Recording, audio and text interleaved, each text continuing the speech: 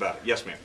One thing I noticed with the e-readers this year and just going forward, how do you prevent having an environment of haves and have-nots when you allow kids to read? You know, and that's always going to be a problem. I mean, you know, you still have access to books. So in regard to an e-reader, the difference between the device and a regular book, yes, it looks cool, but beyond that, you still have access to the book content. So it's not stopping one child from reading a book versus another child. It's just a different medium to do that.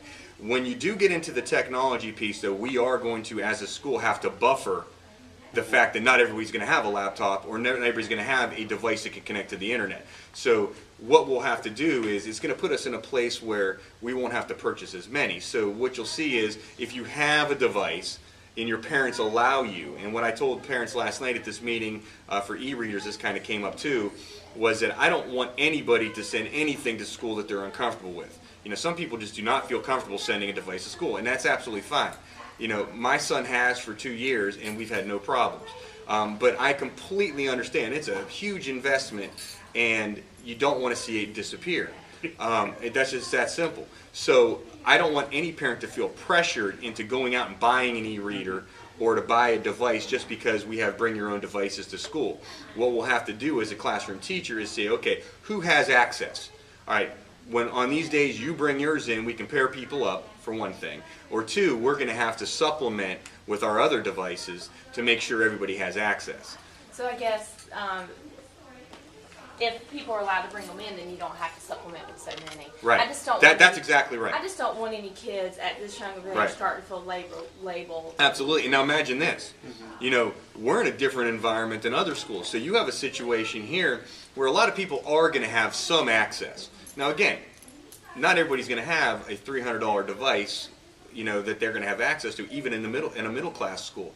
Imagine going into a high poverty school. You know, that's going to exponentially be an issue, where you may only have one child that has one, or two children that have one. Then what about all these other children?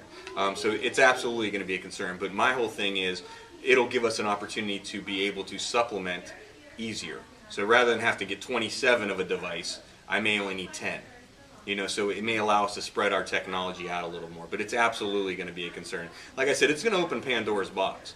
And there's, you know, some systems have already started it. The one closest to us that is getting national acclaim right now is Mooresville City Schools. They haven't gone to iPads, though. They've gone to Mac Airs. And they use a leasing program, so it's slightly different than what ours will be. Ours is a bring your own device. They actually, the parents pay money to, and I think it starts in 3rd or 4th grade maybe, but they pay money to get a Mac Air and they're leased. So I think every year they have to pay a fee and then, you know, their maintenance that way. So that's how they're leveraged in regard to how do you upgrade and stuff. CMS did do that. I'm told CMS did do a leasing program a while back, and I was unaware of it, and something happened where they ended up getting stuck holding the bag.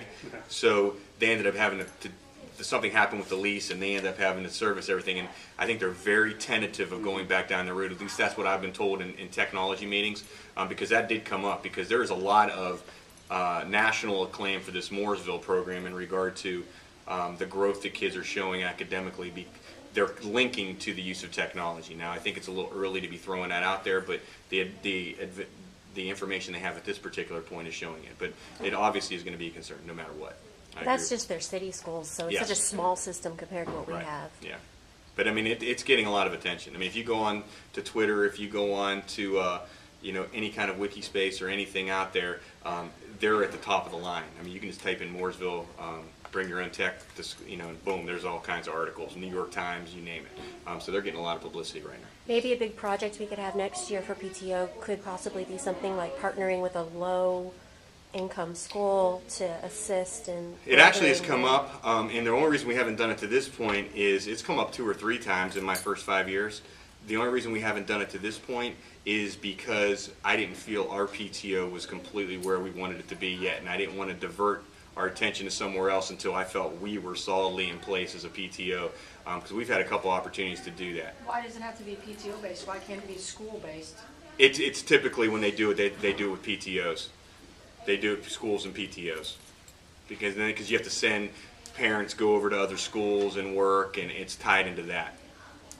It's not students as much as it is. Now they do usually, sometimes they'll bring the students together at the end like it's a celebration in some cases, but a lot of times it's using the adults to volunteer and different things, because that's really what they need to even the playing field. You know, we can always donate books and things like that. That wouldn't be too hard, like gently used books and things. But I've always felt that we were still at the infancy of our own school, and we were just trying to build our own foundation still. So that's the only reason we haven't to this point. But it's a good point.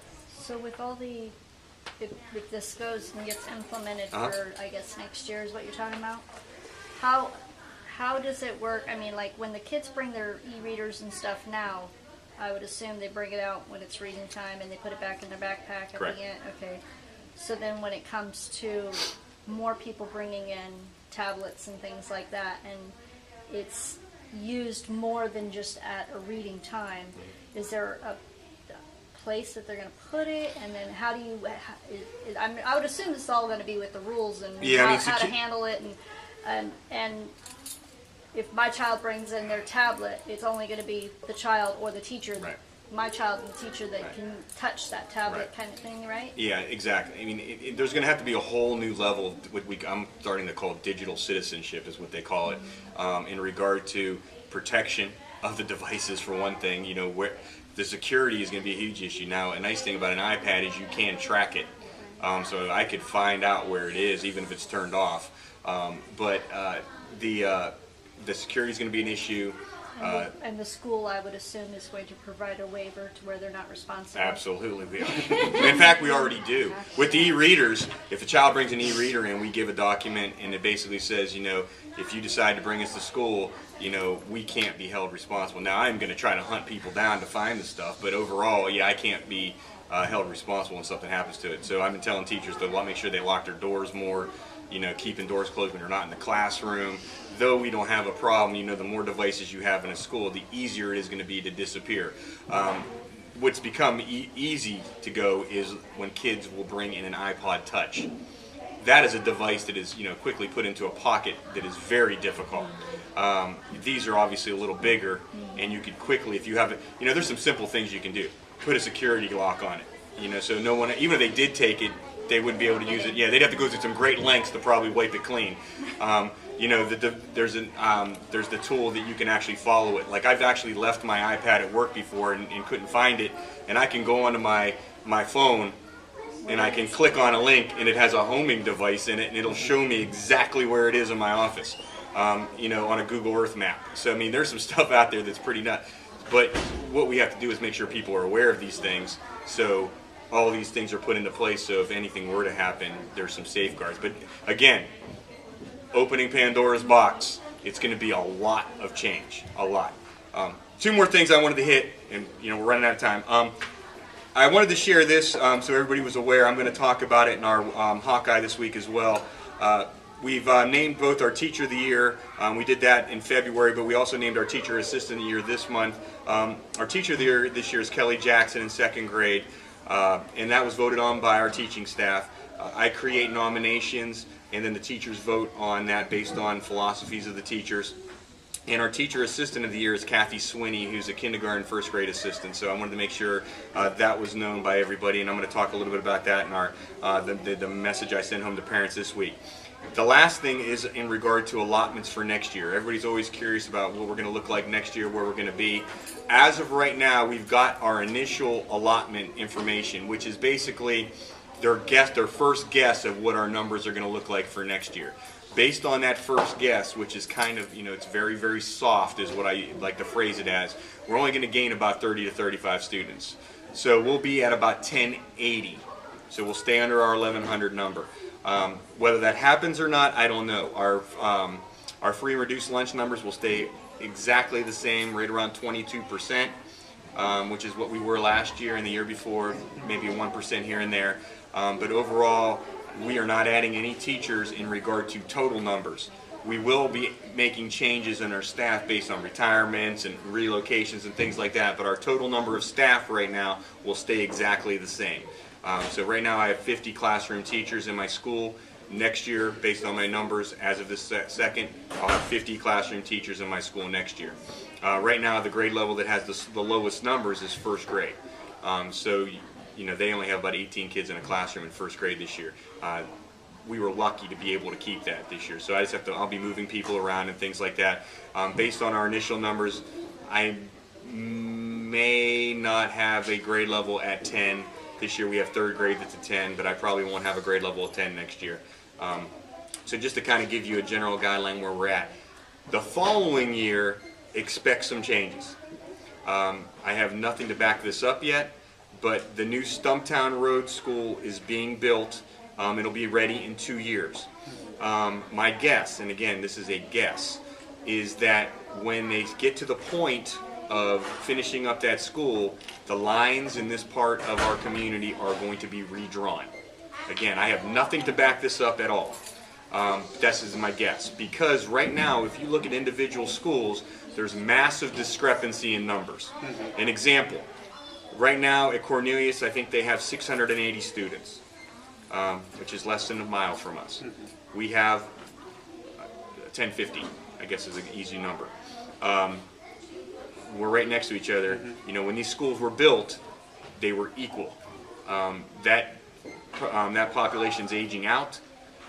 Our population continues to grow. Davidson's at 900, I think. Torrance Creek is at an insane 1,300.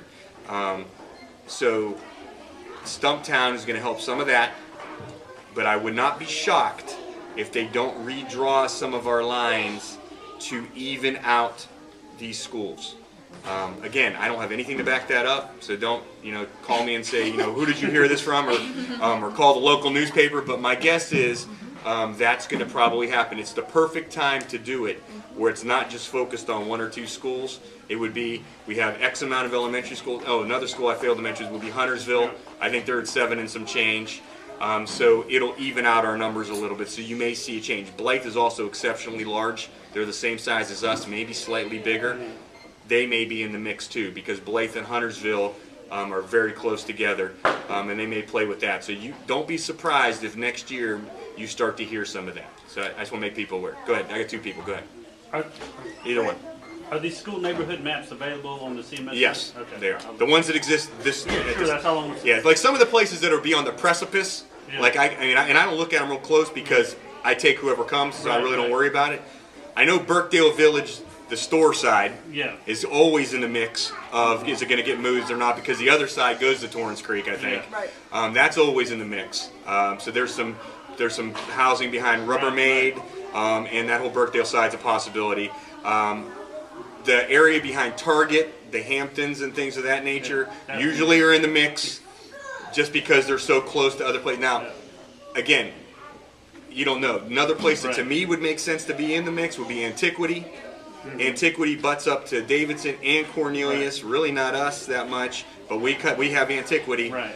So I don't know exactly, but those are kind of like the outside boundaries that are typically I always hear when conversation comes up, but you can't access the ones we have now. Yeah, go ahead. And when do you think these conversations are going to start to happen? Again, these are all guesses. I would think toward the end of next year they'll start talking about. Now they'll have community forums. I went to one when this school was built.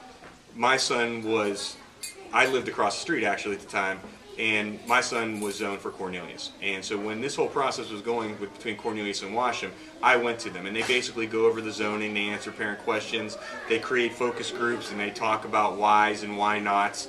And it is a really, obviously, a very dramatic, passionate conversation that it's not liked by many. Honestly, no one ever wants to move. Torrance Creek is a perfect example.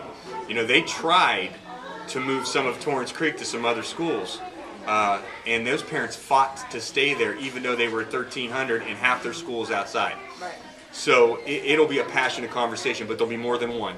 Right. There'll be multiple sessions where You think there'll that'll start like in the fall? I Like would next fall, think. probably. Again, Because they're going to have if it a number of happens, meetings. because I just think it's a perfect opportunity to Yeah, do it. absolutely. Yeah.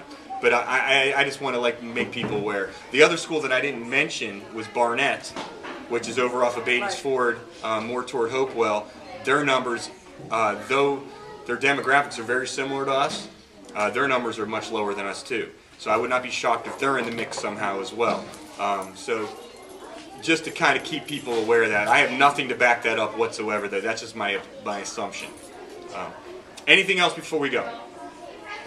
Well, It's gonna be between CMS and Town Hall, or? it'll be all CMS. They decide on how they do it. But there'll be tons of parent sessions to talk about it.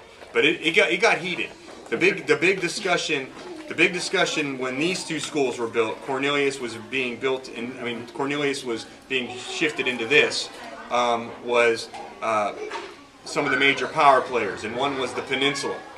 The Peninsula, based on my understanding, and I don't want to group a whole community together, but there were very powerful voices in the Peninsula that wanted the new school, and they wanted to be in the new school. They didn't want, Cornelius is old, they wanted the new, and CMS did hold their ground on that, and basically, the one side of 77 goes to Washam, the other side of 77 goes to Cornelius. But people were not happy about that. But there was a lot of discussion about that, So it'll be heated. There's no question about it, and because there's an ownership and emotion into where your kids go to school. But so I would expect it to happen though. All right, hopefully I see everybody tomorrow at the Booster-thon. We'll get that information out. You'll get it connected tonight, and it'll be on the Facebook page, and I'll also put a link for the e-reader on the Facebook page too, if you want to watch that Prezi, because I thought it was very, very good. All right, thank you guys. Have a good day. Thank you.